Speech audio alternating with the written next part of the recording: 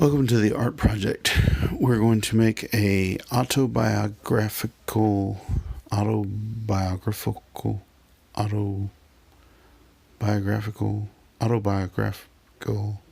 going to make a selfie cover for my sketchbook.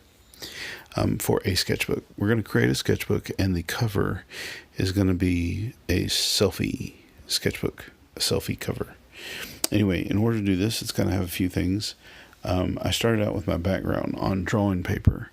It's 9 inches by 12 inches. It's 80 pounds, so it's kind of thick like cardstock. And I just kind of saturated it with water and put a bunch of watercolor on it, different colors, and just let it kind of blend and bleed together. And I'm going to set it to the side and let it dry. My autobiographical sketchbook has to have a couple of things, several things. It has to have my name. It has to have a self-portrait. I can either draw it or I can take a photograph. If I draw it, it can be pretty much anything that I want it to be, including just kind of a straightforward portrait. If I do a photograph, it has to somehow or another interact with other parts of the picture. Either maybe take a picture of me sitting on something and then cut it out to make it look like I'm sitting on the words, or another picture, or in some way it has to interact with the rest of the images. Another thing it has to have is at least 2 quotes. You can use any quotes you want, but you need to reference whoever it was that did the quote, unless, of course, it's unknown or anonymous, in which case you can write unknown or anonymous.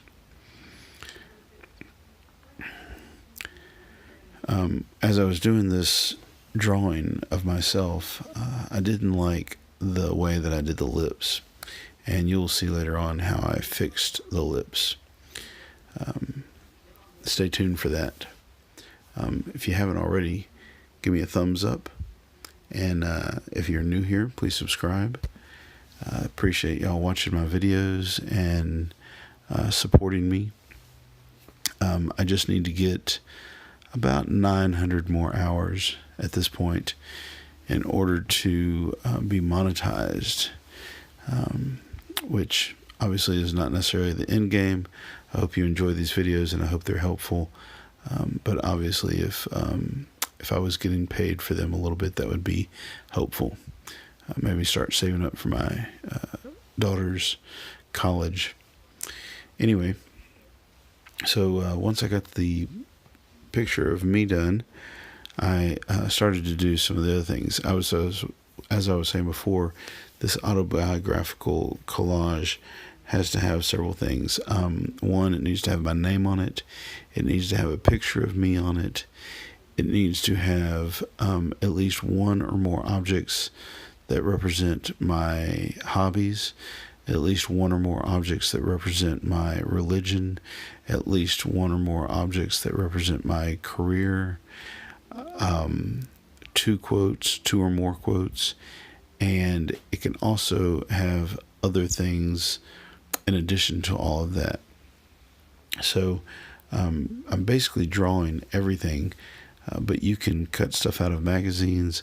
You can cut stuff out of, you can print out your own pictures and cut those out, take your own pictures and cut those out. Basically, however you want to do it, as long as you're making a collage. But right now, my printer doesn't have any ink in it, so I am hand drawing everything. I also find it's faster to draw what I want to draw than it is to look through a magazine to find it. That can be so time-consuming, just hunting for the right picture. So I've opted to draw everything. Now, if you don't feel real comfortable drawing, that's okay. This is a drawing class, and so all the practice you can get is helpful. And it doesn't have to be totally realistic. As you look at all of my drawings, none of them are totally realistic. And as I said before, I didn't like the lips on my self-portrait, so I'm going to fix that later on when I assemble everything. So this is one of my quotes. I know it looks like a skull right now, but I'm going to write the quote across the forehead.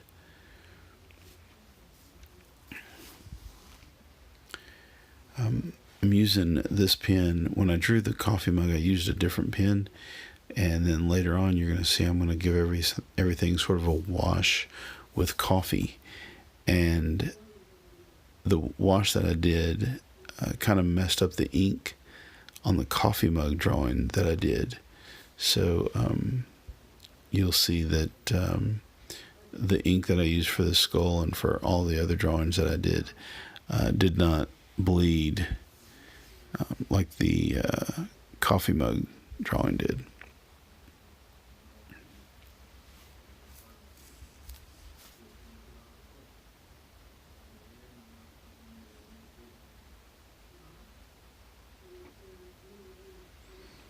Seriously, don't worry too much about whether or not your drawings are good or not.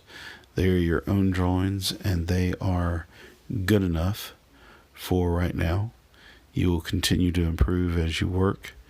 So just go ahead and do the best you can on your drawing.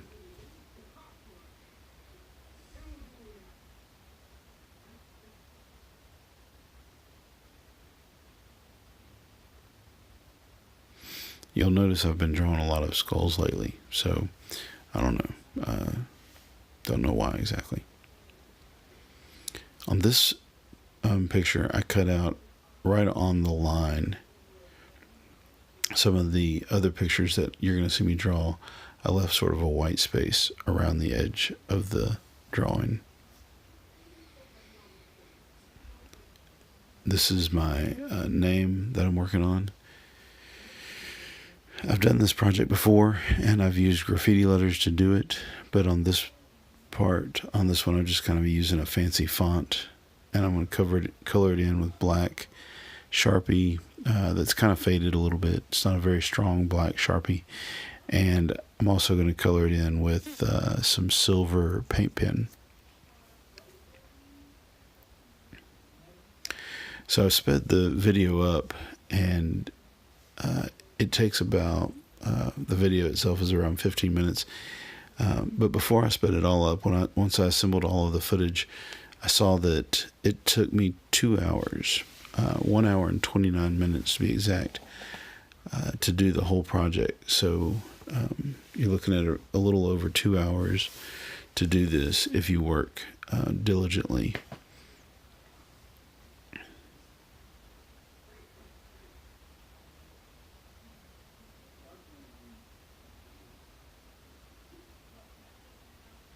I cut the letters out individually so that when I put them on to the cover, when I put them onto the collage, I can spread them out as I need to make them take up as much space or as little space as possible.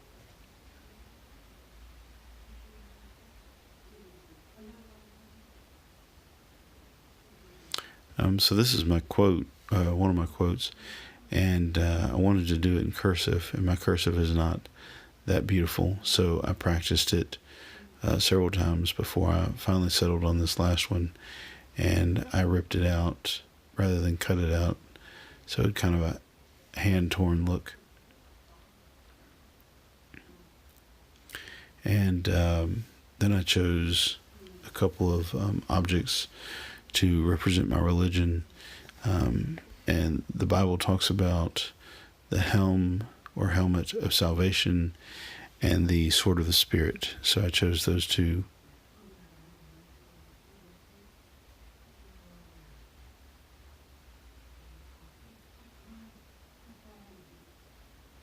So again, this is an autobiographical collage.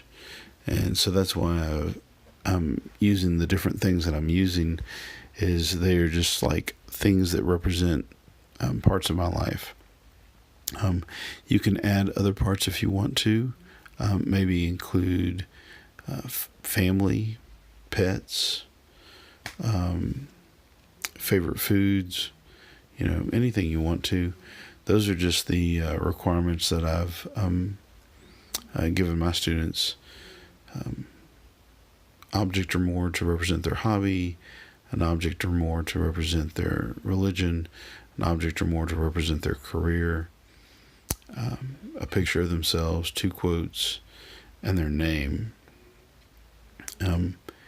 But like I said, you can change that up, and you can use whatever requirements that you want to. Other requirements are that once they are all cut out and arranged on the paper, they should overlap one another, they should interact with one another, they should go off the page, and they should fill the page. I don't want to have a whole bunch of stuff on the front of my cover and nothing on the back, or a whole bunch of stuff on the front, nothing on the front, a whole bunch of stuff on the back and nothing on the front. I wanted my objects to have a little bit more color, so I did a little light wash with coffee on all of them, and I tried to maintain the extra white space that I did around the outside of all the pieces. Yes, I painted my face with coffee. So I figured out where the middle of the book is going to be. This is where the spine of the book is going to be. And then I started arranging my pieces. This is actually the second time, or maybe third time, that I've arranged the pieces on here. I've actually done it a couple of times before, different ways. And this is the way that I decided that I liked it the most. So I drew kind of a little map at the bottom of this piece of scrap paper to show me how I wanted it. You can use your camera to take a picture of your layout so you don't forget, and then you start laying the pieces on there. When you put the pieces on there, I use what I call the sticker method. I turn every one of the pieces into a sticker by rubbing glue all over the back of each object, of each piece of paper. Once I got all the pieces on here, I laminated it with packing tape and folded it in half, folded 15 sheets of copy paper in half, stapled them into the middle, and then laid it under a mat to flatten it out. Now, you can watch another video that I did on how to make a sketchbook. I will try and leave a link right here somewhere so that you can find that. Or you can look in the description below, or just search my channel for how to make a sketchbook, do-it-yourself sketchbook. I decided that I didn't like it so colorful, so I took some black watercolor, watered it down really, really good, and kind of muted all of the colors in the background by going over it with the black.